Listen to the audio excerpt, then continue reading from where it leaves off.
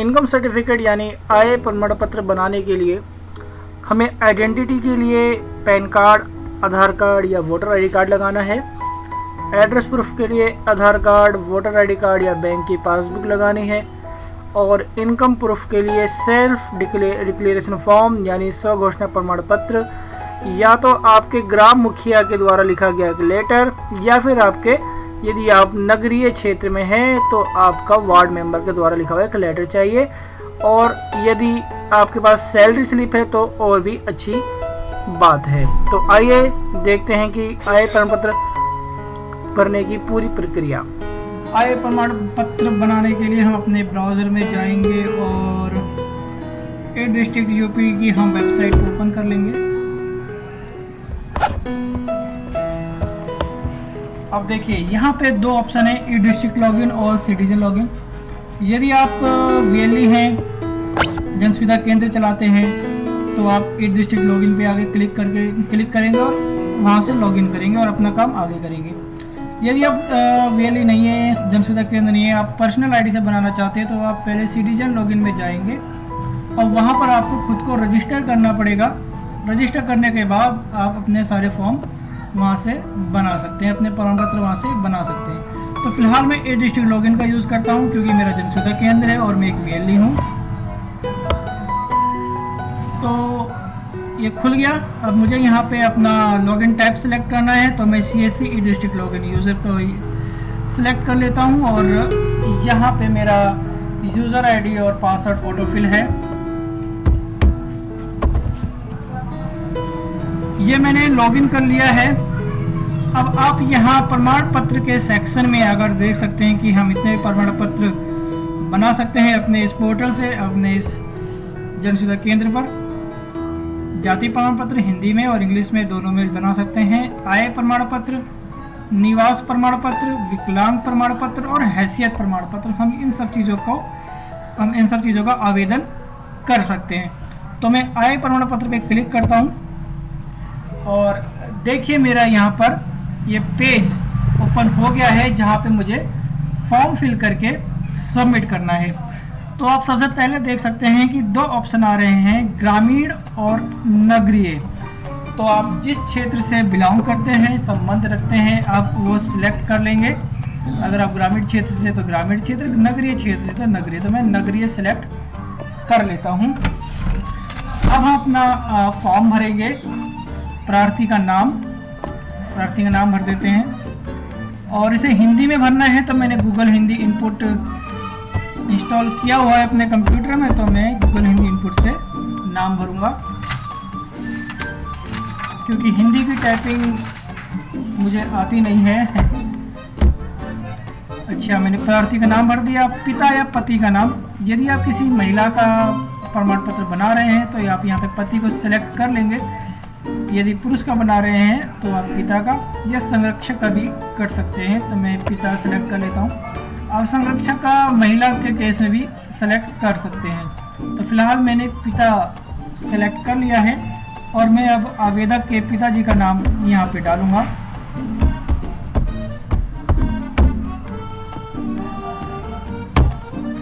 मैंने पिताजी का नाम डाल दिया। अब माताजी का नाम, जो भी आवेदक के माताजी का नाम है हम यहाँ पे फिल करेंगे। मकान नंबर,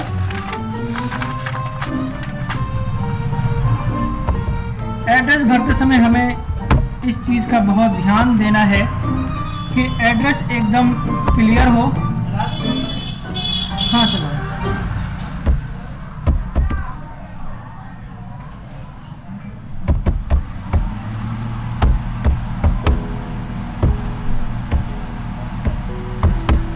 एड्रेस एकदम क्लियर हो और आसानी से समझने वाला हो। इसके लिए आपके डॉक्यूमेंट में कुछ अगर नहीं है, जैसे मान लो नियर बाई, तो आप भी अपनी तरफ से इसमें ऐड कर सकते हैं। जैसे कोई आपके नियर में मंदिर है या कोई मस्जिद है या कोई पार्क है या हॉस्पिटल, कोई फेमस चीज़ नियर बाई करके उसको आप अपने फॉर्म पर लिख सकते हैं, ताकि जो वेरीफायर है आसानी से आपके पते को वेरीफाई कर दे।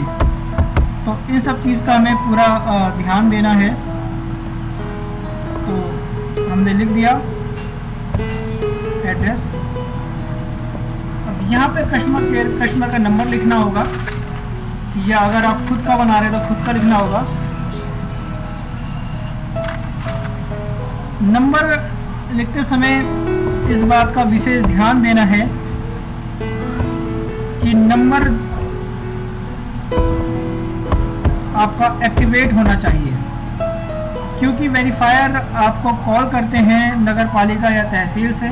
यदि आपका फ़ोन लगता नहीं है या आप फ़ोन उठा नहीं पाते हैं तो आपका फॉर्म रिजेक्ट कर दिया जाता है।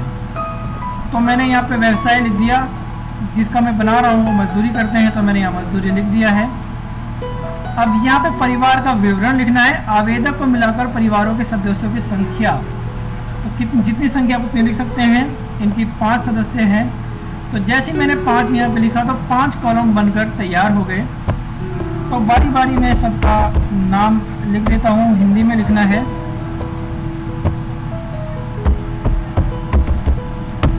दिल साहब, और ये मजदूरी करते हैं। और यहाँ पे व्यवसाय में आय हमें वही लिखनी है जो हमने अपने घोषणा प्रमाण पत्र में लिखी है। वो घोषणा प्रमाण पत्र और स्व घोषणा प्रमाण पत्र भी लगा सकते हैं, या फिर आप अपने क्षेत्र के सभासद या ग्राम पंचायत के जो प्रधान जी होते हैं, आप उनके माध्यम से एक पत्र लिखवा सकते हैं, जिसमें वो वेरीफाई करते हैं कि मैं इस व्यक्ति को जानता हूँ और इसकी इतनी आय है। तो उस फॉर्म को भी आप, उस पत्र को आप स्कैन करके लगा सकते हैं। मैं यहाँ पे फटाफट फैमिली मेंबर के नाम लिख देता हूँ।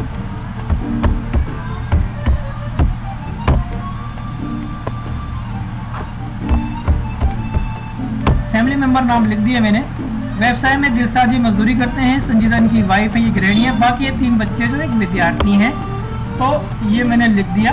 और क्योंकि ये लोग कोई इनकम नहीं करते हैं तो मैंने इनके आगे 000 लिख दिया है। अब कुशल भूमि, अगर मान लीजिए आपकी आय 84,000 से अधिक है, आप मजदूरी से 84,000 कमाते हैं और आपके पास खेत वगैरह कुछ और दूसरी जगह से आपकी मजदूरी आती है तो आप यहाँ पे लिखेंगे। अगर नहीं आती, कहीं किसी और जगह से या किसी और क्षेत्र से आपकी कोई आय नहीं है तो इसको 0 रहने देंगे। और लेकिन यहाँ पे कुशल मजदूर, क्योंकि मैंने मजदूरी पर लिखा हुआ है, कुशल मजदूर से आपकी जितनी आय है वो लिख देंगे 84,000। परिवार की कुल वार्षिक आय 84,000 यहाँ पे आ गई है। क्या इससे पूर्व प्रमाण पत्र जारी हुआ है? यदि है, जारी हुआ है तो हाँ को सिलेक्ट करना है और यहाँ पर हमें फिर प्रमाण पत्र संख्या मांगने लगेगा, यदि आपने पहले पूर्व में प्रमाण पत्र बनवाया है तो। यदि नहीं बनवाया तो नहीं पे ही सिलेक्ट करना है। तो मेरे इस केस में इनका प्रमाण पत्र पहले नहीं हुआ है। ये आवेदन का शुल्क भुगतान कर दिया है, हाँ या ना, या कुछ भी इसको सिलेक्ट कर सकते हो, आपकी इच्छा है, रह लो। आधार संख्या में हम आवेदक का आधार नंबर डालेंगे। मैं इसे इंग्लिश में कर लेता हूँ ताकि आसानी से टाइप हो जाए। मैंने आधार नंबर डालना शुरू कर दिया है। मैंने आधार नंबर डाल दिया है। अब हमें यहाँ पे प्रमाण पत्र बनवाने का कारण लिखना है, तो विकल्प चुन लेंगे। शिक्षण संस्थान में प्रवेश हेतु आपको बनवाना है, छात्रवृत्ति मतलब स्कॉलरशिप वगैरह जब वजीफा वगैरह मिलता है उसके लिए बनवाना है, या इन दोनों के अलावा यदि आपका अन्य कारण है तो अन्य को सेलेक्ट कर देंगे। और जो कारण है आप यहाँ पे लिख सकते हैं। राशन कार्ड में संशोधन करने बनवाना है, राशन कार्ड बनवाने के लिए बनवाना है, वृद्ध पेंशन के लिए बनवाना है, विधवा पेंशन हेतु बनवाना है, जो मन चाहे आप यहाँ पे लिख देंगे। आपको स्वयं टाइप करना पड़ेगा, मैं पहले टाइप कर चुका हूँ इसलिए यहाँ पे ऑटोफिल आ गया है, तो आपको स्वयं टाइप करना होगा। अब हमें यहाँ पे डॉक्यूमेंट अटैच करने हैं जो हमने अपने सिस्टम में ऑलरेडी अटैच किए, स्कैन किए हुए हैं। सभी डॉक्यूमेंट 100 KB में होना चाहिए। तो मैं डॉक्यूमेंट देख लेता हूँ। ये चारों डॉक्यूमेंट मेरे आवेदक के फ़ोटो 100 KB में होना चाहिए। फ़ोटो मैंने सिलेक्ट किया तो देखा मेरा ये 37.2 KB का है, ठीक है, 100 KB से नीचे होना चाहिए। मैंने बैंक पासबुक चेक की तो ये 148 KB की है, जो गलत है। मुझे ये 100 KB में करना है, ये भी 105 KB में है और ये भी हमारा 176 KB में है।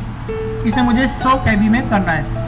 तो इसको कंप्रेस करने के लिए, साइज कंप्रेस करने के लिए फ़ोटो को, जिस फोटो को करना है उसको सेलेक्ट करके ओपन विद माइक्रोसॉफ्ट ऑफिस पे खोल देंगे और एडिट पिक्चर में आकर रिसाइज कर देंगे, परसेंटेज में रिसाइज कर देंगे, लगभग मैं 80% कर ओके कर देता हूँ। फिर कंट्रोल एस प्रेस करके इसको सेव कर लेता हूँ। अब देखता हूँ अभी भी ये 106 KB का है, तो मैं इसे दोबारा वही प्रोसेस करूँगा। 106 है तो मतलब 100 के एकदम करीब है, तो मैं इस बार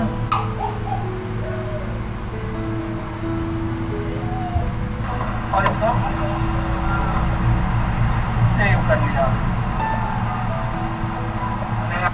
और इस तरीके से ये हमारा 100 KB हो गया। और मैं इसी प्रोसेस से मैं अपने जितने भी डॉक्यूमेंट्स हैं सबको फटाफट 100 KB में कर लेता हूँ।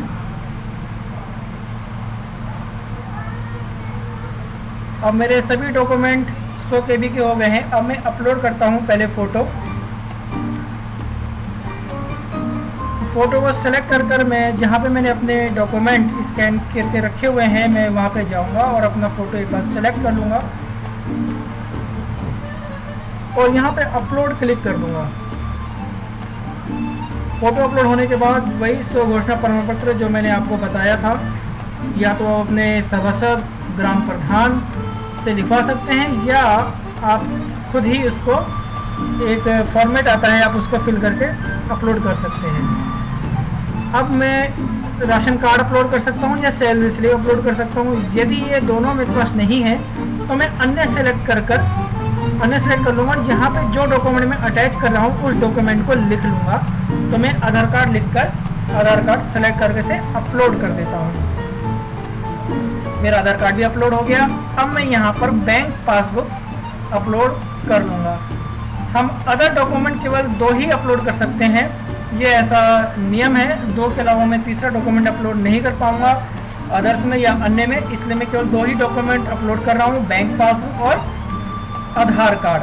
अब मैं यहाँ पे कैप्चा फिल करके इसे दर्ज करने पे क्लिक कर दूँगा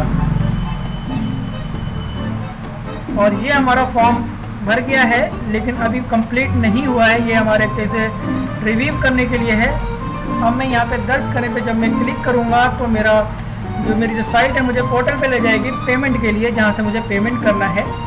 मैं CSC से इसको पेमेंट कर रहा हूँ और मैंने अपना लॉगिन पासवर्ड डाल दिया है और अब मैं अपना ट्रांजैक्शन पासवर्ड डाल रहा हूँ